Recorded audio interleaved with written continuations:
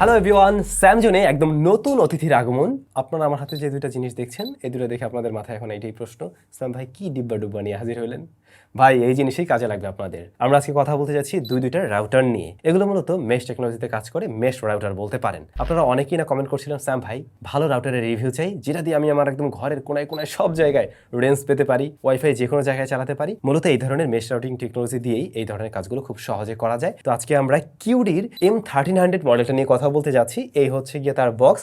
এই বক্সের মাঝে এরকম দুইটা ইউনিট পাওয়া যাবে, তবে এইটার সিঙ্গেল ইউনিটও হয়, আবার ট্রিপল ইউনিটও হয়, মানে ওইটার বক্সটা একটু বড় হয়, তিনটা থাকে। আমরা এই দুইটা পেয়েছি প্রায় আরো 25 থেকে 30 দিন আগে, এবং আমরা এই কয়েকদিন ব্যবহার করেছি। ব্যবহার করার পরে যখন মনে হয়েছে হ্যাঁ এই জিনিসটা ভালো এবং আপনাদের সাথে শেয়ার করা যেতে পারে, দেন আমরা এই ভিডিওর সিদ্ধান্তে এসেছি। এবং এই রাউটারগুলো আমাদের কাছে পাঠিয়েছিল কিন্তু গ্লোবাল ব্র্যান্ড প্রাইভেট লিমিটেড। তারাই মূলত কিউডির অফিসিয়াল ডিস্ট্রিবিউটর, এবং ভিডিও ডেসক্রিপশনে এই প্রোডাক্টের পার্সেস লিঙ্ক দেওয়া থাকবে, তাদের ইনফরমেশন দেওয়া থাকবে, আপনারা চাইলে সেখান থেকেও পার্চেস করতে পারবেন। বলতে পারেন এই রাউটার যা যা অফার করছে তাতে দাম মিনিমাম হওয়া উচিত 8 থেকে 9,000 বা এর আশেপাশে।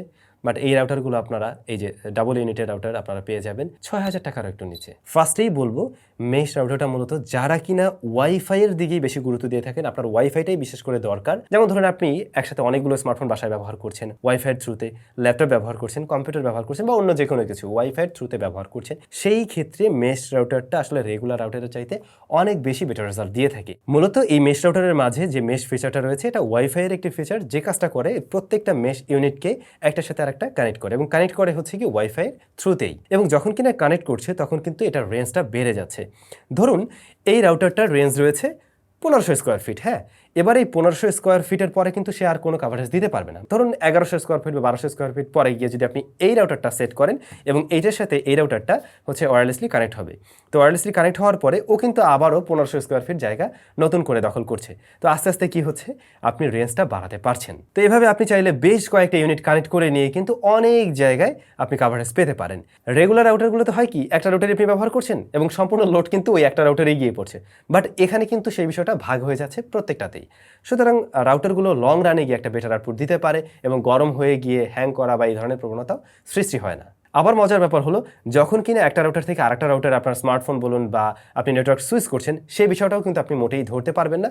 কোনো ধরনের নেটওয়ার্ক ড্রপিং ছাড়াই কিন্তু আপনি সব জায়গায় স্ট্যাবল একটা নেটওয়ার্ক পাচ্ছেন। বক্স কন্টেন্ট হিসেবে আমরা দেখছি দুইটা রাউটার রয়েছে অবশ্যই, তারপরে দুইটা অ্যাডাপ্টার রয়েছে 12 ভোল্ট 1 অ্যাম্পিয়ার করে। হ্যাঁ, RJ45 পাসকোড রয়েছে, এবং অবশ্যই একটা ইউজার ম্যানুয়াল। তো এই রাউটারগুলো টোটালি একদম প্লাস্টিক দিয়ে তৈরি, আর কি ম্যাট টাইপের প্লাস্টিক দিয়ে তৈরি। উপরের অংশটা গ্লোসি ফিনিশ, যেখানে হালকা পাতলা স্ক্র্যাচ পড়েছে আমাদের এই কয়েকদিনের ব্যবহারে। আর যেহেতু সাদা কালার ভ্যারিয়েন্ট, তো ভাই খুব সহজেই কিন্তু বাংলাদেশের মতো জায়গায় ডাস্টও দেখা যাবে, পাশাপাশি হচ্ছে গিয়ে হাত দিয়ে ধরতে গেলেও দেখা যায় যে মোটামুটি নোংরা হয়ে যাচ্ছিল। আর কি একটু যত্ন সহকারে ব্যবহার করতে হবে, পরিষ্কার পরিচ্ছন্ন রাখতে পারেন আর কি, এই যেটা হয় না সাধারণত রাউটারের ক্ষেত্রে আমি জানি। তবে রাউটারটা যে কোনো একটা ফ্ল্যাট সার্ফেসে রাখলে খুব সুন্দরভাবে দাঁড়িয়ে থাকে, নিচে যেহেতু রাবারের প্যাডিং রয়েছে, এবং এটা যে কোনো একটা ফ্ল্যাট সার্ফেসে খুব ভালোভাবে আটকে থাকে। পোর্টস অ্যান্ড বাটন ডিজাইন এবং এর ভেন্ট সিস্টেম বলতে পারেন দুইটা রাউটারের ক্ষেত্রে একদম হুবহু সেম টু সেম, মানে সেম।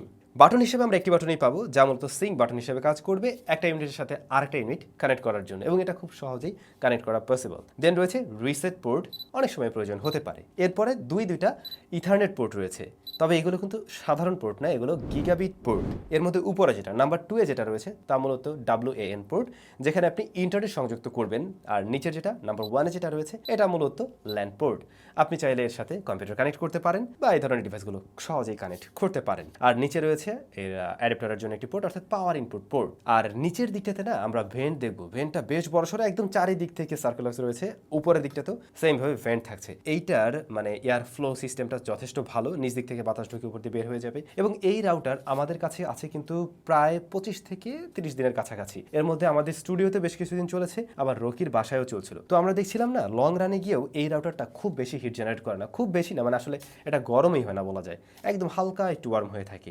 এইটা অবশ্যই এই রাউটারের জন্য একটা পজিটিভ সাইন ছিল। দেখুন, শুরুতে আমি বলছিলাম প্রাইস অনুযায়ী এটা যা অফার করছে মার্কেটের তার অন্যান্য কম্পিটিটর থেকে বেশ কিছু জায়গায় তাকে এগিয়ে রাখবে, বিশেষ করে এর যে গিগাবিট পোর্ট রয়েছে।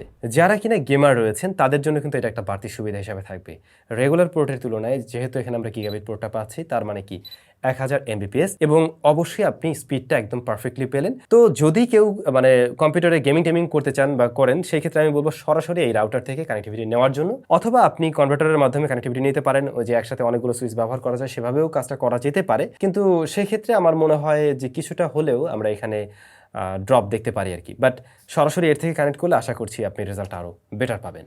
যেহেতু এই বক্সের মাঝে আমরা দুইটা রাউটার পেয়েছি, এখন অনেকের মাথায় প্রশ্ন থাকতে পারে, ভাইয়া এর মধ্যে কোনটা মাস্টার আর কোনটাই বা স্যাটেলাইট? আসলে এই দুইটা রাউটার থেকে আপনি যে কোনোটাকে মাস্টার বানাতে পারেন, যে কোনোটাকে স্যাটেলাইট বানাতে পারেন। মূল রাউটারের ফার্মওয়্যার থেকে আপনি সমস্ত রকমের ইনফরমেশন পাবেন এবং এটা ফুললি কাস্টমাইজেবল। যেমন fully customisable channel number, channel with, তো এগুলো আপনি আপনার মতো করে কাস্টমাইজ করতে পারেন। আবার অটো মোডেও রাখতে পারেন বা এআই মোডেও রাখতে পারেন। এই বিষয়টাই কিন্তু এই রাউটারকে মার্কেটের অন্যান্য রাউটার থেকে অনেকটাই আলাদা করেছে এবং তাদের থেকে ডিফারেন্ট এরকম প্রাইস পয়েন্টেই। এই রাউটারগুলো কিন্তু অবশ্যই ডুয়াল ব্যান্ড সাপোর্টেড, যেমন 2.4 GHz আর 5 GHz। 2.4 GHz থেকে সর্বোচ্চ 300 Mbps এর মতো পাওয়া সম্ভব, আর 5 GHz থেকে 867 Mbps এর মতো পাওয়া সম্ভব। এই রাউটারগুলোতে অ্যাট এ টাইম আমরা বেশ কিছু ডিভাইস কানেক্ট করে দেখেছি। বেশ কিছু মিন্স বেশ কিছু। আমাদের স্টুডিওতে আপনারা জানেন একসাথে 20-30-40টা ফোন অনেক সময় থাকে এবং যেগুলো টেস্টিং পারপাস চলতে থাকে এবং সবগুলোই ওয়াইফাই কানেক্টেড থাকে। ল্যাপটপ, কম্পিউটার, ইভেন আমাদের এডিটিং কম্পিউটার যতগুলো রয়েছে সব কিছুই কানেক্টেড অবস্থায় থাকে।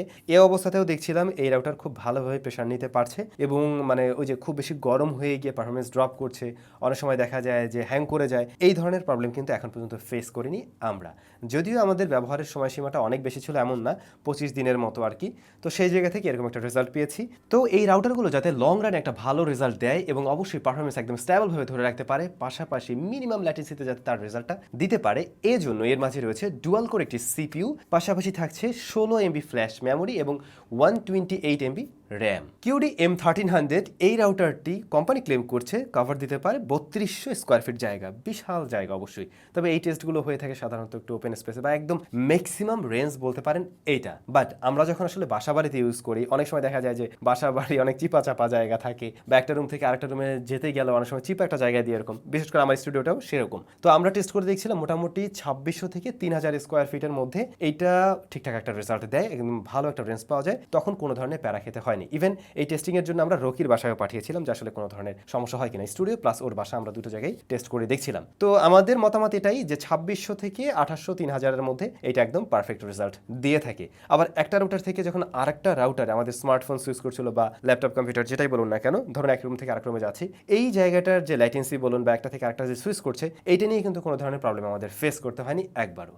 তো এই ছিল Cudy M1300 এর একটা ওভারভিউ বললাম এই কারণেই, কারণ রাউটারগুলো কিন্তু আমরা খুব যে লং টাইম ব্যবহার করতে পারছি এমনও না। তো এই কয়েকদিনের ব্যবহারের যে রেজাল্ট ছিল তাতে আমরা অবশ্যই সন্তুষ্ট।